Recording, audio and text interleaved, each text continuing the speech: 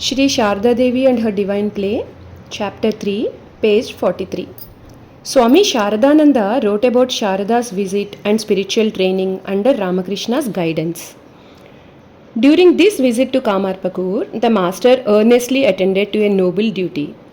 Although he was initially indifferent to his wife's coming to Kamarpakur, when she arrived to serve him, he began to educate and train her for her well-being.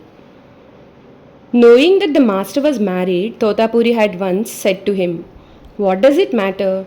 He alone is firmly established in the knowledge of Brahman, who can keep intact his renunciation, detachment, discrimination, and self-awareness even while living with his wife.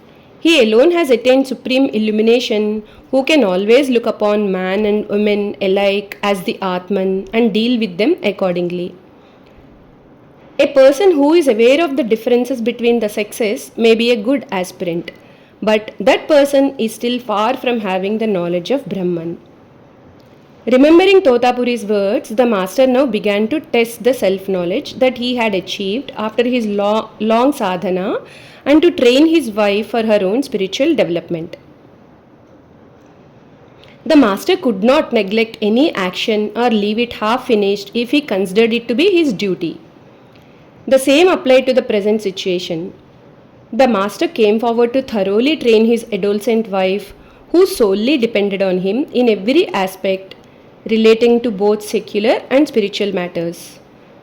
He taught her how to serve God, the Guru, and the guest, how to perform household work skillfully and spend money discreetly, and most important, how to surrender everything to God and become expert in dealing with people according to place, time, and circumstance. We have hinted elsewhere how far-reaching was the result of the teaching that the master imparted to her by setting the example of his ideal life endowed with unbroken chastity. It is enough to say that Sharda was fully satisfied with the master's chaste and pure love. Throughout her life, she worshipped the master as his chosen deity and built her own life by following his example.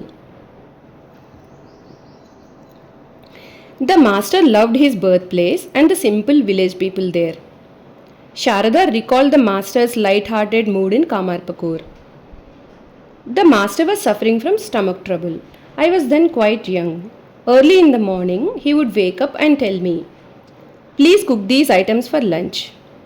My sister-in-law, Lakshmi's mother, and I cooked accordingly. One day, there was no Part-4 in stock for seasoning. My sister-in-law asked me to cook it without those spices. The master heard her words and said, "How can that be? If you do not have spices in the house, get a pice worth from the village shop. It is not proper to cook a dish without the proper seasoning." I left behind the rice pudding and the gourmet dishes of Dakshineshwar temple and came here just to enjoy eggplant curry seasoned with Panch-4 and you want to deprive me of it? That can't be. Another day he said to me, "Please prepare lentil soup with 5 kinds of lentils and season it in such a way that it will make a hog grunt." One morning he got up and said, "Today I shall eat this particular spinach. Please cook it for me."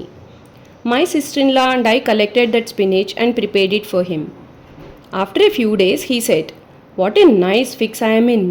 The moment I leave the bed, I speak of nothing but food. Good God, now I have lost all relish for food and shall eat whatever you cook."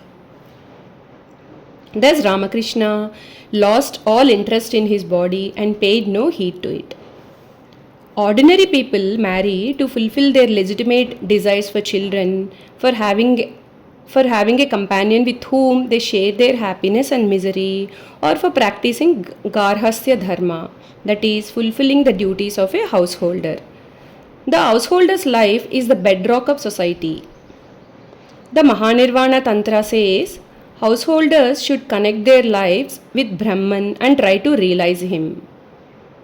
Whatever actions they perform, the results should be offered to Brahman. It is edifying to reflect on the spiritual marriage of Ramakrishna and Sharada. The illusion hog grunt mentioned above is to a certain way of seasoning. Strong spices and red chili are thrown into hot oil in a deep pan, and then the soup or stew is poured into it. This gives out a pungent smell and makes a noise that is heard from a distance. Ramakrishna liked this kind of seasoning. Jai Ma.